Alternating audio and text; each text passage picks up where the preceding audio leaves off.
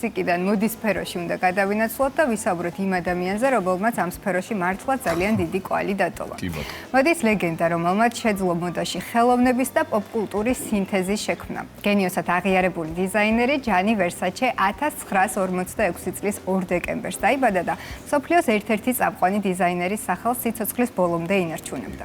ვერსაჩეს ისტორია ნახეთ ჩვენი ჟურნალისტის ლიზა ნოზეძის სიუჟეტში.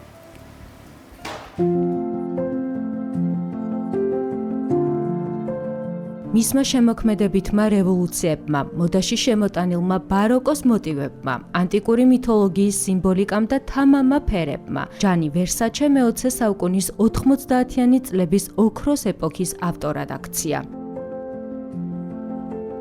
ჯანი 1946 წლის 2 დეკემბერს იტალიის პატარა ქალაქ კალაბრიაში დაიბადა. დედა პროფესიონალი მკერავი იყო. პატარა ჯანი საათობით აკვირდებოდა თუ როგორ იქცეოდა კაბა უბრალო ქსოვილიდან ნამდვილი ხელოვნების ნიმუშად. მაშინ არავინ იცოდა, რომ ეს ბიჭი მომავალში გახდებოდა დიზაინერი, რომელიც მოდის სამყაროს სრულიად ახალ ელფერს შესწენდა. 70-იან წლებში ჯანი მილანში გადავიდა. სახელი პროფესიულ წრეებში მალევე დაიმკვიდრა.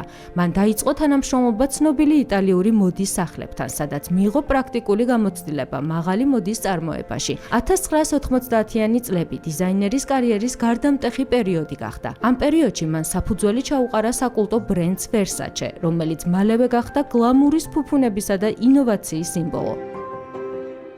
მისი ცნობილი მედუზას ლოგო შემთხვევითი არ ყოფილა. ვერსაჩე ამბობდა: "ყოველთვის მომწონდა იდეა იმ სიმბოლოსი, რომელსაც შეხედავ და აღარასდროს დაგავიწყდება."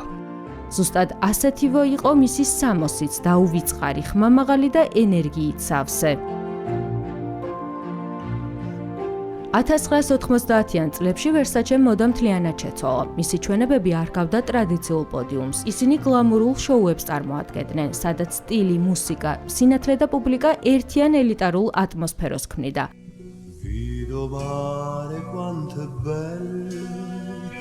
სწორედ ის იყო პირველი, ვინც პოდიუმ სუპერმოდელების ეპოქა მოუტანა. ნაომი კემბელი, სინდი კროუფორდი და კლაუდია შიფერი მისი შოუებიდან გახდნენ ვარსკვლავები. ჯანი ვერსაჩე იყო ერთ-ერთი პირველი დიზაინერი, რომელმაც მჭიდრო თანამშრომლობა დაიწყო ოპერასთან, ბალეტთან და თეატრთან. ასევე იყო ინოვატორი მოდაში ტექნოლოგიების გამოყენების მიმართულებითაც. 90-იან წლებში მისი კოლექციები ლაზერულ ჭრას და ინოვაციურ სინთეთიკურ მასალებს შეიცავდნენ, რაც იმ პერიოდში ნამდვილ რევოლუციას წარმოადგენდა. მაგრამ დიდ ისტორიებს ხშირად ახლავს დრამაც. 1997 წლის 15 ივლისს საკუთარი სახლის კიბეებზე 50 წლის ჯანი ვერსაჩე მოულოდნელად მოკლეს.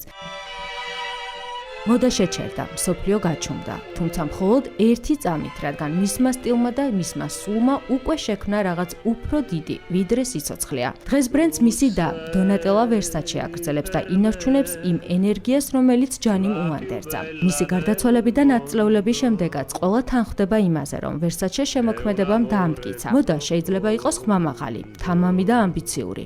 თავად ჯანი ვერსაჩე კი ისტორიას დარჩა, როგორც არა უბრალოდ მოდის დიზაინერი, არამედ კაცი, რომელმაც პოდიუმზე ხელოვნება დააბრუნა.